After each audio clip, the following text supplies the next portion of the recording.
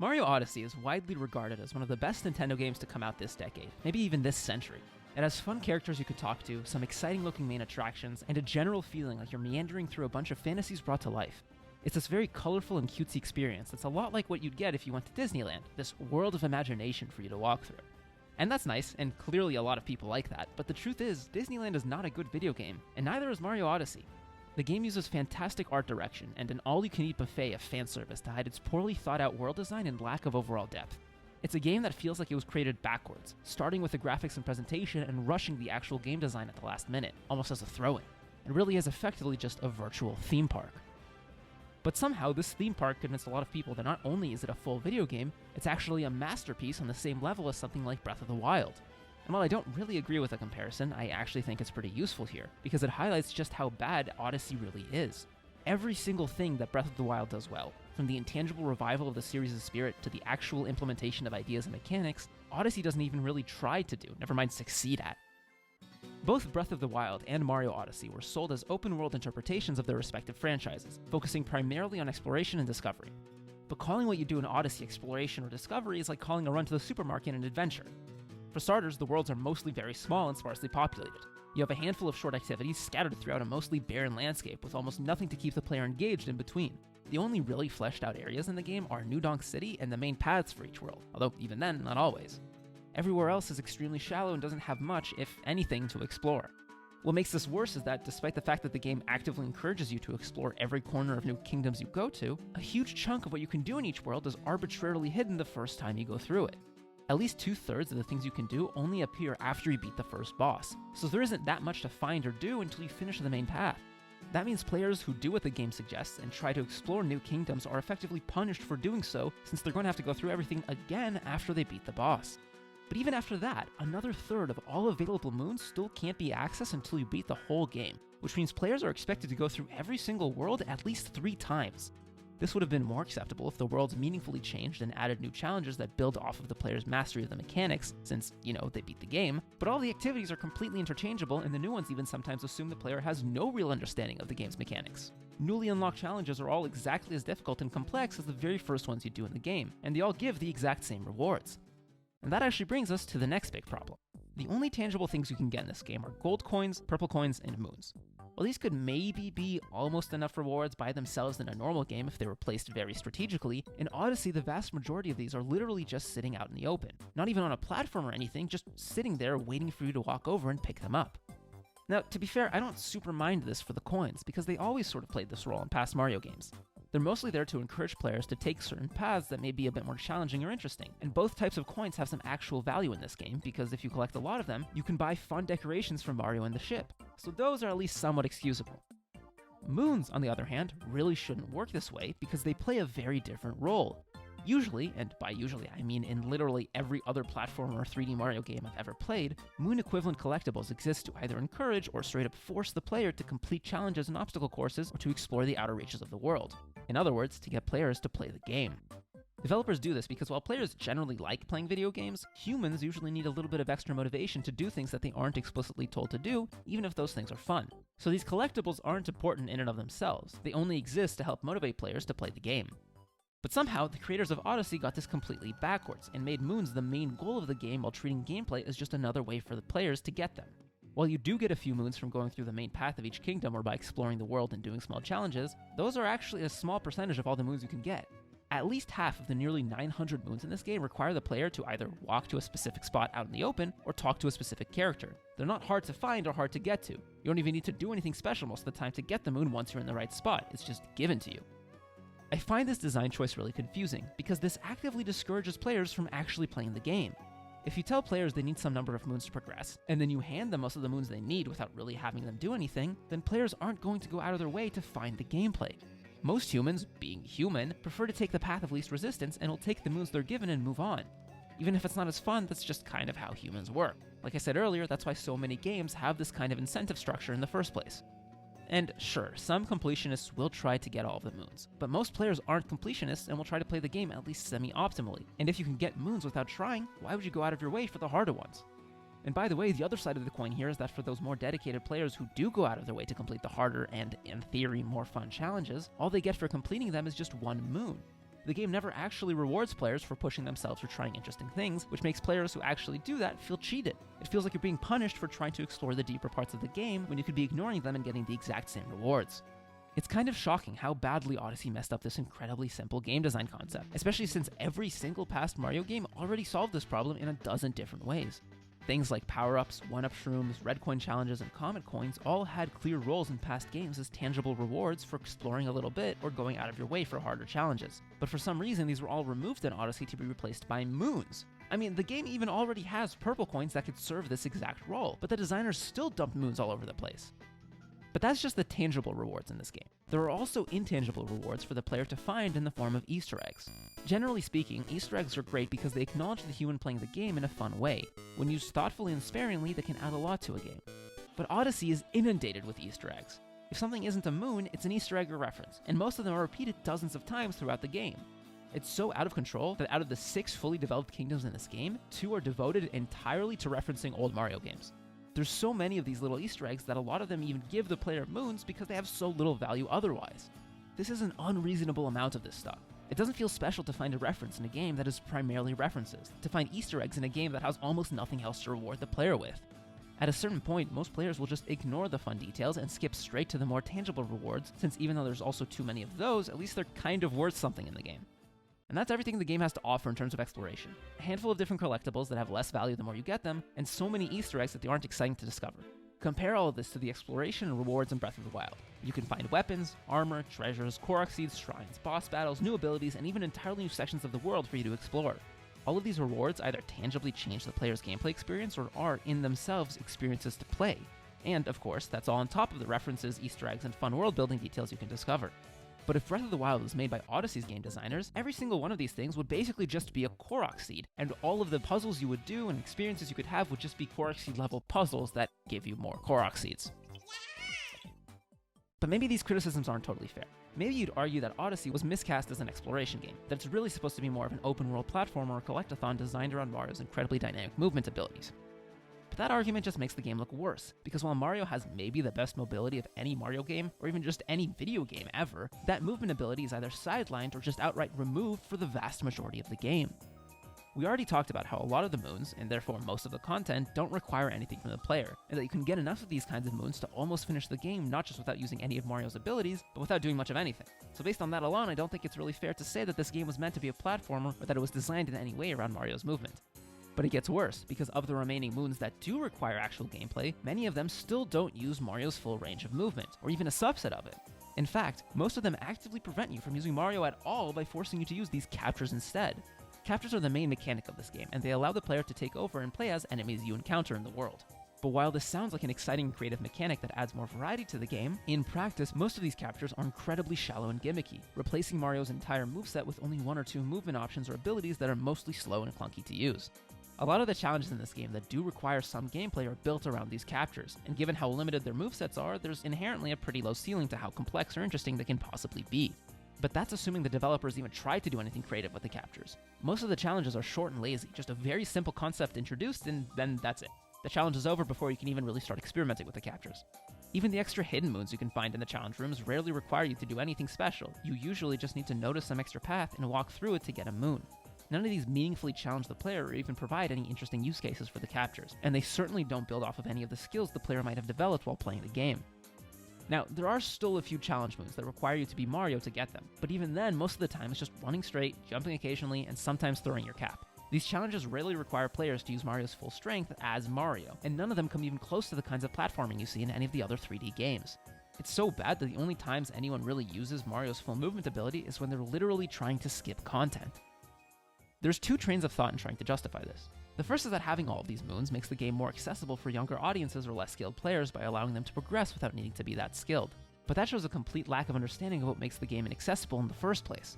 It's not just that some of the more advanced platforming can be difficult for people. Walking around the world is in itself a huge challenge for less experienced players. 3D movement requiring dual-stick controls is not at all intuitive for people who haven't spent dozens or hundreds of hours playing video games. If you just handed the controller to someone who doesn't have a lot of experience with 3D games, they wouldn't even make it past the first level in Odyssey. Did I just die? If you can get past that point where you can move around cleanly in a 3D environment, the learning curve flattens out really dramatically to the point where these moons become completely unnecessary. The hard part in 3D Mario games like this isn't really the platforming, it's learning how to walk, and these moons don't actually address what is a fundamental issue with the medium. The actual solution to this problem would be to allow players to have more friendly and forgiving controls. The first, most obvious step is just allowing players to remap the controls to buttons they're more comfortable with, since that's a pretty standard accessibility feature that really should be in this game anyway. But it goes a lot further than that too. Currently, the timings for inputting combos are so precise that even I, someone without any physical disabilities with literally decades of 3D gaming experience, often struggle to execute them properly. What makes this worse is that the game is extremely punishing with these combos. Depending on the order you press the buttons in, Mario will go in completely different directions, and the game actively prevents players from recovering with these annoying mechanics that flat out paralyze Mario and force him to lose all momentum. Since this game is supposed to be more accessible for less skilled players, and since this maneuverability is by far the best part of the game, this feels completely self-defeating. Why make one of the main draws of this incredibly easy Mario game so difficult for the types of players it's supposedly made for? By the way, there are still some sections in the story that do require somewhat precise platforming. They're very short and easy to forget with all the other shit the game throws at you, but they're still there and they still filter out the kinds of people who these charity moons would in theory be for. So even if you think that these moons are not just the developers being lazy, and are instead an attempt to make the game more accessible, the designers still did a terrible job because they missed the most important parts of making this kind of game accessible, and even went out of their way to make the game extra inaccessible for players with physical disabilities or less gaming experience. This is bad game design no matter how you spin it. The other train of thought is that fine, maybe a lot of these moons aren't great, but, assuming you're a reasonably experienced player, because there are so many moons in this game, you don't actually have to do the ones you don't like. You can just skip them and find the better ones. This is also fundamentally wrong on a lot of levels. For one thing, you often won't know whether or not a moon is good until you've actually done it. When you start a challenge, you can't see what's going to happen or what the progression is going to look like. You may assume that there will be some sort of reasonable progression or payoff, but you won't know the challenge is actually a waste of time until you've already done it and wasted your time. So skipping the bad moons isn't even really an option in the first place. But even assuming you already know which moons are worth doing and which ones you should skip, there aren't enough of these good moons to finish each level, never mind beat the game. Remember, most of the moons are locked away until you beat the game, so you don't even have the option to do 2/3 of the decent ones in your first playthrough. But around 3/4 of all the moons in this game are lazy, bland, and not at all worth your time. So even if you skipped some of them, you would be skipping them so you could do other challenges that are just as bad. What makes this worse is that most of the interesting moons are in challenge rooms hidden throughout the world, while all of the excessively easy and boring moons are placed right in front of the player to do first. So not only are you going to probably end up burnt out from all the shitty moons you run into on the way, you might not even find the better challenges by the time you have enough moons to leave the kingdom. It's not that you're given the freedom to skip bad moons to do the good ones instead, you're basically forced to do the bad moons and are given the option to do the good ones after. This argument for skipping the parts you don't like only works if a game actually has enough fleshed out content to give players a reason to keep playing the game. But Odyssey only really has a handful of activities that you can do, and they're mostly bad. The fact that they're copy and pasted 600 times throughout the game doesn't make them any less boring, and doesn't actually mean you have a lot of options. The main counter I see to this is that if I don't like the game, I just shouldn't play it, but that misses the point. This game isn't actually designed around anything and doesn't offer any sort of interesting gameplay. It's just a pile of one-sentence ideas for activities that can barely even be described as mini-games that are all repeated dozens of times in the hopes that the sheer number of them would make up for how unengaging they are. This is the absolute definition of quantity over quality. But nobody sees that because the one thing that Odyssey does really well, even better than Breath of the Wild, is presentation. Odyssey leverages beautiful visuals and a bunch of cheap psychological tricks to hide how little it actually has to offer. That starts with the sheer number of things in this game. The game makes a real effort to play up how much shit there is and stretch it out so it seems like there's even more than you originally thought. Look at how many kingdoms there are and how much stuff is in them. And just when you think you've run out of kingdoms, more appear. So many that they can't even all fit on the screen at the same time. Yeah, okay, some of them are tiny and mostly empty and look kind of unfinished, but there's so many of them. And all of the captures! Look at how many different types of enemies you can use to replace Mario's incredible movement ability. And then there's the moons, almost 1,000 of them. Think about how much stuff that is to do. And in each kingdom, you collect some moons, then beat the boss, then more moons appear. Then you beat the game and even more moons become available in each kingdom. So much content! Sure, the new moons never build on anything you've done up to that point, and aren't any harder than the moons that you were getting earlier. And yeah, almost every single one requires an activity that you're going to repeat at least twice, if not 5 times or more. And okay, maybe the activities themselves aren't even that creative and interesting. And fine, a lot of the moons are literally just sitting out in the open or available to buy in shops, but there's so many of them! And look at how high your moon count is. It just keeps going up the more you play the game, and your ship's sail just keeps getting bigger and bigger. There are two pretty classic and well-established marketing and reinforcement tactics at play here. The first is that by just constantly introducing new things to a person at a high rate, you can sort of overwhelm their brain and make them feel like they're doing and experiencing a lot, even if none of the individual things they do is actually that engaging. The second is that by constantly making numbers go up, it feels like you're constantly getting more stuff, even if that stuff has no real value. And yes, all video games use these strategies to varying extents because they're extremely effective at making games feel more rewarding. But good games usually have something to actually back those numbers. Breath of the Wild has 120 shrines and 1,000,000 Korok seeds and a dozen regions and so on, but there's actual substance behind all those numbers. For one thing, shrines and Korok seeds and all this stuff you can collect are used in-game to make Link stronger or give him new abilities.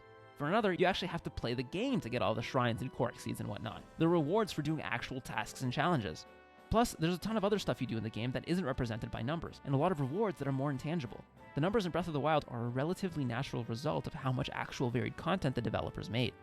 Odyssey is the opposite. Its main goal was to have as many big numbers as possible, and then it tried to find ways to justify them afterwards. But the game also does something else that's really insidious and manipulative. Every character you see in this game is pretty much always celebrating Mario, not just what he did in saving their kingdom, but Mario himself. Remember what I was saying earlier about all those Easter eggs and references? How the game constantly tries to remind you that it's a Mario game and how much you love Mario? Look at all these fun Mario references. Look at this entire section devoted to celebrating Mario's origins. Look at this finale that inverts the classic Bowser kidnaps Peach trope.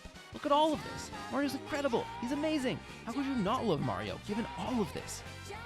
It's all very masturbatory, but it's also a very effective strategy for invoking the player's nostalgia for Mario. I think Michael Scott explained it best. That's how it works. I show her an image that turns her on. And then she looks at me, then she looks at the image, then back at me, then back at the image. Soon she doesn't know what is me, what is the image. She just knows that she's turned on. This is almost exactly what Odyssey is trying to do here. There have been so many great Mario games that at least one of them will have had a massive impact on anyone who plays Odyssey. So Odyssey shows the player things they have positive associations with in order to trick them into having those same associations with this game. As you've probably seen with how much reviewers rave about the game's big, flashy, self-congratulatory set pieces, this was incredibly effective, but it's all just smoke and mirrors. All of this stuff is just a bunch of different ways to trick your brain into getting excited and to associate that feeling with a game that hasn't done anything to earn it. And that's why I find it deeply, fundamentally wrong that people praise this game as the Mario counterpart to Breath of the Wild. Breath of the Wild is a titan of a game. It took the idea of player empowerment and discovery to its absolute extreme. It took the core of what makes video games unique as a medium, and the core pieces of what made the original Legend of Zelda such a massive hit to create a revolutionary masterpiece that set a new standard for what it means to make an open-world game. Breath of the Wild may be one of the most important games to have come out in the last 10 years, and will see its influence in games decades from now, both mechanically and in spirit. It is The Legend of Zelda at its absolute apex, a triumph of the franchise that is pulling it and the rest of the industry in an electrifying new direction. Odyssey is the exact fucking opposite. It's flashy and inviting in a completely superficial way. It doesn't build on the giants of its genre, doesn't understand the brilliance of the past Mario games it claims to take inspiration from. Instead, it desperately floods players with a monsoon of cheap tricks, shallow variety content, and cutesy animations so players don't have time to realize they're not actually doing anything interesting. It is a game that rides heavily on the popularity of its brand while completely missing what made it great. Odyssey is Mario in nothing but name, an unfocused mess of a game that has absolutely no idea what made its franchise the gold standard of the industry.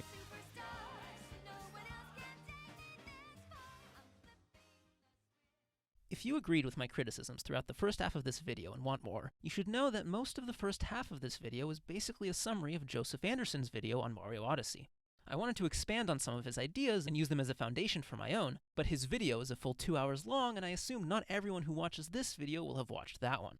With that said, it's an excellent video that goes into way more depth than I ever possibly could, so it's definitely worth watching.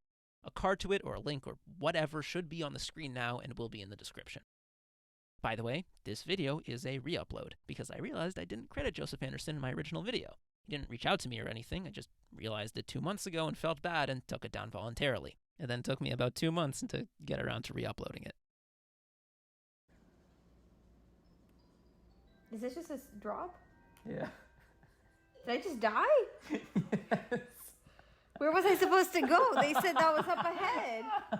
Wait, what was I supposed to do? Should I attach myself to the birds and fly with them? No, okay. Should I... How would I have... Okay, what? That doesn't even really look like a lever.